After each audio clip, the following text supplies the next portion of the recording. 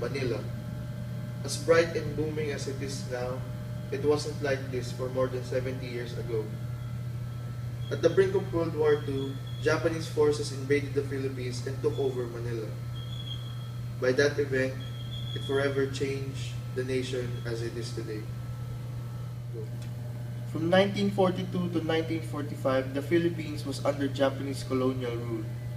Issues from the Kalibapi to the Kempeitai are some of the things we've encountered at that time. To understand it all, we must go to the root, to why the Japanese came here in the first place.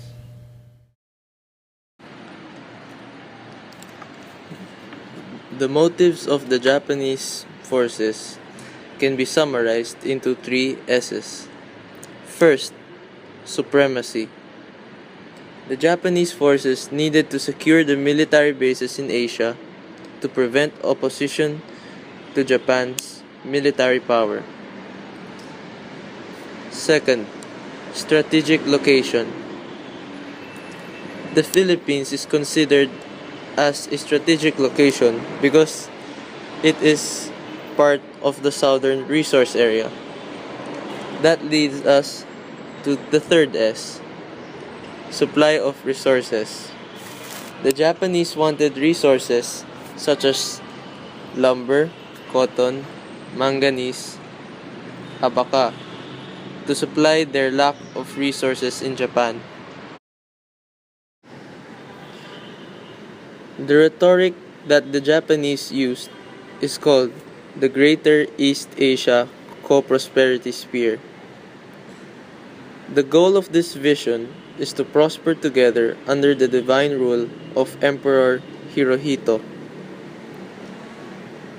Its goal is also to westernize Asian countries from European culture. On December 8, 1941, Japan invaded the Philippines.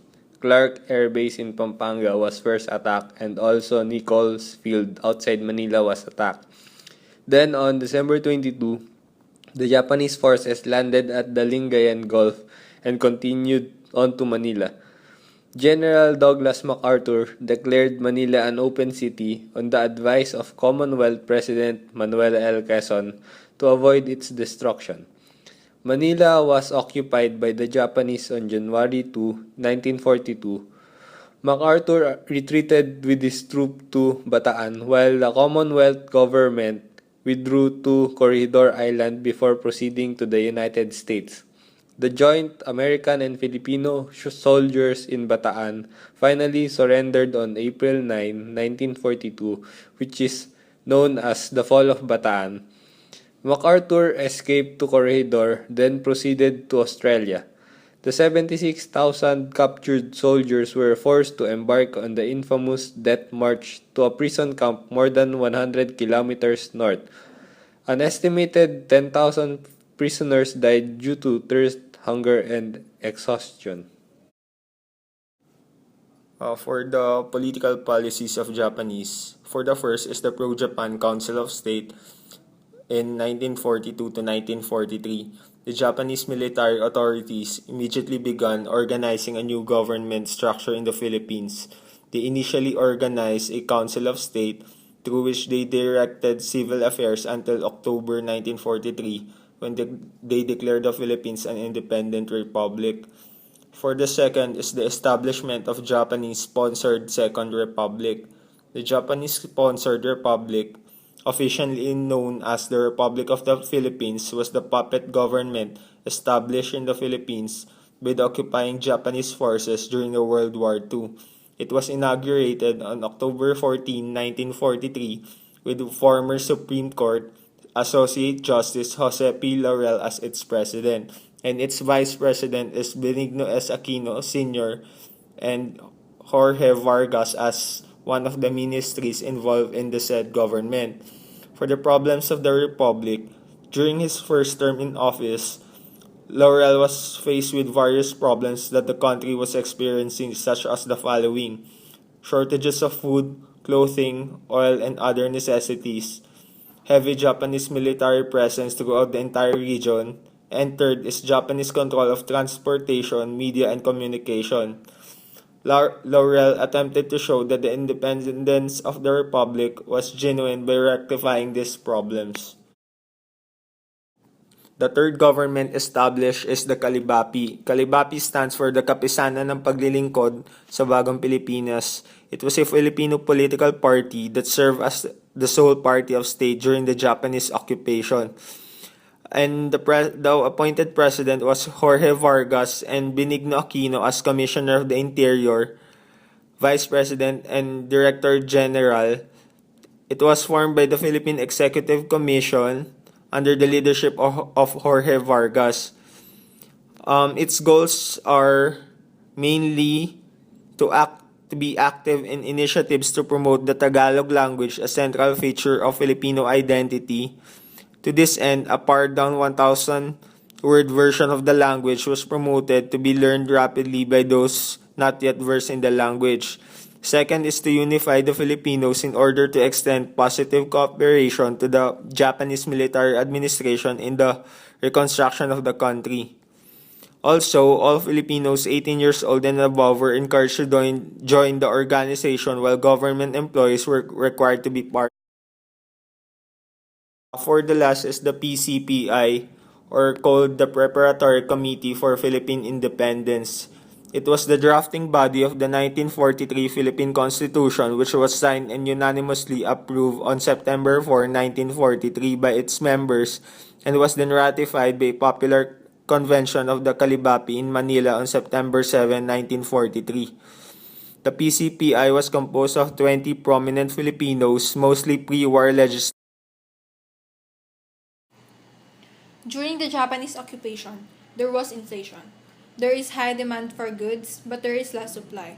Both the Filipinos and the Japanese struggle for survival. This scarcity of food and other supplies led to some innovations. Cotton was assigned by the Japanese to be planted in the Philippines, but these were not suitable for its climate. Most of the people engaged in buy and sell business. Black market of scrap metal, copper wire, or other raw materials was evident. There is no hard currencies circulating, and the money was called Mickey Mouse money, with no value or faith. The deprivation of physical comforts and the desperation with which the people regarded the situation did not offer any element of hope. These led people to acts that would have been considered reprehensible in any civilized community. Some Filipinos found their livelihood in graveyards by stealing the jewelry, barong, and gold leaf from corpses. During the Japanese occupation, media was controlled. The only paper published was the Tribune, which is written in English and pro-Japanese. Also, subjects as Japanese culture and Nihongo were made compulsory subjects in schools. The golden age of Tagalog and local language emerged during the Japanese occupation, since Filipinos were encouraged to write on a condition that they would use Tagalog as a medium. Songs that are pro-Filipino were composed, such as Awit sa Paglikha ng Bagong Pilipinas and Marcha ng Bagong Pilipinas by Lucio Santos. After Quezon was asked to retreat to the United States, the nation was trapped under imperial rule. The remaining cabinet members in the Philippines then formed the Philippine Executive Commission, which was composed of Jose Vargas, Benigno Aquino Sr., Claro M. Recto, and Jose P. Laurel, among others. Tasked to represent the government of the Philippines to the Japanese, this commission led to the Kalibapi. Acting as head of state, Laurel was appointed to the presidency of the Japanese-sponsored government. The government was shadowed by the Japanese army, thus blinded the citizens into portraying that their government was betraying its own people. Anyone who helped the Japanese forces in any way possible were dubbed as collaborators. Thus, some members of the government, of the Japanese-sponsored government, was called upon trial. Called as the collaboration issue, this came up after the Japanese was defeated in the Philippines and Sergio Osmeña was appointed as the new president of the Commonwealth. The People's Court was established to try the fate of the conspired collaborators.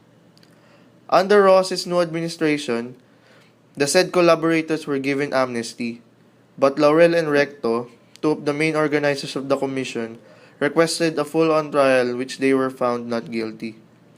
Besides those who were blamed for collaborating in their pro-Japanese beliefs, there existed the anti-Japanese, like officials Jose Abad Santos. The Hukbalahap or Hukbo ng Bayan laban sa Hapones was formed, and these guerrillas tried to fend off the Japanese as their way of opposition. On October 20, 1944, the U.S. Sixth Army, supported by naval and air bombardment, landed on the favorable eastern shore of Leyte. MacArthur landed with a third wave, accompanied by members of the Philippine government and press.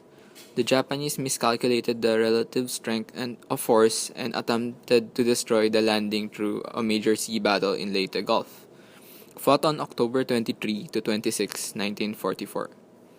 The decisive naval battle nearly eliminated Japan as a major sea power and only encouraged the invasion of Leyte. The U.S. Sixth Army continued its advance from the east as the Japanese rushed reinforcement to Ormoc Bay area on the western side of the island.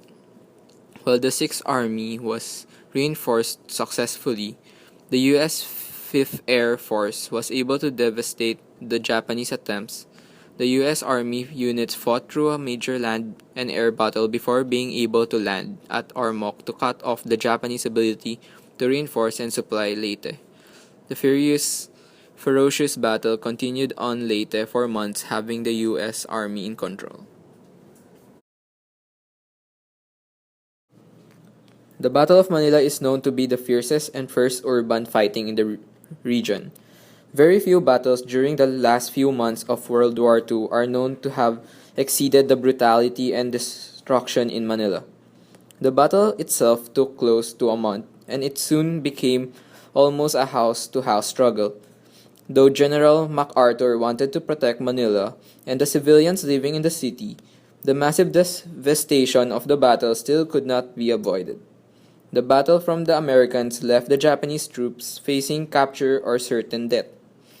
In their anger, the Japanese troops would retaliate against civilians, which were the victims of most severe brutality. These acts of brutality are known as the Manila Massacre.